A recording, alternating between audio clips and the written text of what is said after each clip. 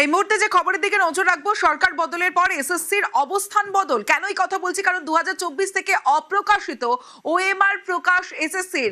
মুখ্যমন্ত্রীর শপথের দিনেই একাদশ দ্বাদশের ওএমআর প্রকাশ। আমার সঙ্গে অর্ণব রয়েছে, অর্ণবের সঙ্গে কথা বলবো।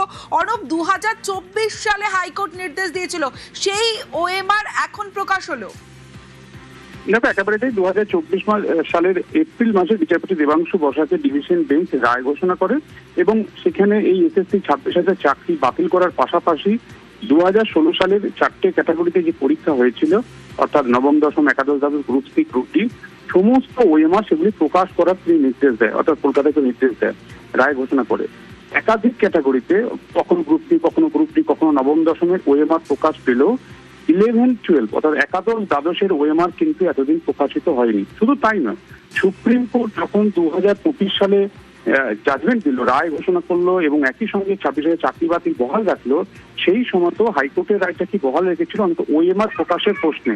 এবং সেই ওএমআর যে প্রকাশ হয়েছিল, সেই ওএমআর প্রকাশ পাবলিক ডোমেনে করার কথা থাকলেও আজ পর্যন্ত 11-12 ক্ষেত্রে, গতকাল পর্যন্ত 11-12 সমস্ত পরীক্ষার্থী ওএমআর প্রকাশ করেনি স্কুল সার্ভিস কমিশন। শুধু তাই না, এর মধ্যে কি হয়েছে, সুপ্রিম কোর্টে কন্টেম্প্ট মামলা হয়েছে, অর্থাৎ সুপ্রিম কোর্টের রায় মানেনি এসএসসি।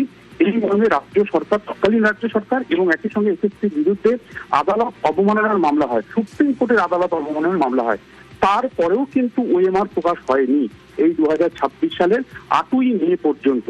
গতকাল রবিবার ঐতিহাসিক ব্রিগেডে মহা শপথ নিয়েছেন শুভেন্দু অধিকারী, নতুন রাজ্যের প্রথম বিজেপি সরকারের, এবং সেই শপথ নেওয়ার পরই এসএসসির অবস্থান বদল হয়ে গেল। এবং একই সঙ্গে 11-12 যে ওএমআর প্রকাশ আজ পর্যন্ত হয়নি, কিছু ক্ষেত্রে আদালতের মামলার ক্ষেত্রে কিছু কিছু ওএমআর প্রকাশ হয়েছিল, সমস্ত পরীক্ষার্থীর ওএমআর প্রকাশ হয়নি, সেটাই এবার প্রকাশিত হয়ে গেল। তবে এখনো পর্যন্ত সমস্ত পরীক্ষার্থী 2016 সালে যারা ছিলেন একাদশ, দ্বাদশ, নবম, দশমের, তারা তাদের রোল নাম্বার বা তাদের যে ডকুমেন্ট রয়েছে সেগুলো দেখালি তারা এটি দেখতে পাচ্ছেন, তাদের ওএমআর এর নাম্বার দেখতে পাচ্ছেন। 2016 পরীক্ষার সময় নায়েসা কমিউনিকেশন, যারা ওএমআর মূল্যায়নকারী সংস্থা ছিল, তারা এই পরীক্ষা নেওয়ার পর যা ওএমআর এর কি স্ট্যাটাস ছিল। নায়েসা কমিউনিকেশন একটা হার্ড ডিস্ক বাজারতে করেছিল, মোট 3টি হার্ড ডিস্ক বাজারতে করেছিল সিবিআই গাজিয়াবাদ থেকে। সেখানেই ছিল এই একাদশ, দ্বাদশ, নবম, দশম, গ্রুপ সি, গ্রুপ ডি সমস্ত ওএমআর। সমস্ত ওএমআর থাকলে একাদশ, দ্বাদশ আজ পর্যন্ত প্রকাশিত, গতকাল পর্যন্ত প্রকাশিত হয়নি।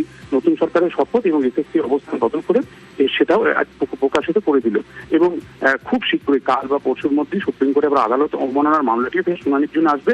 সেখানেও হয়তো এসএসসি এই নতুন অবস্থান তারা তুলে ধরবে বলেই মনে করছে।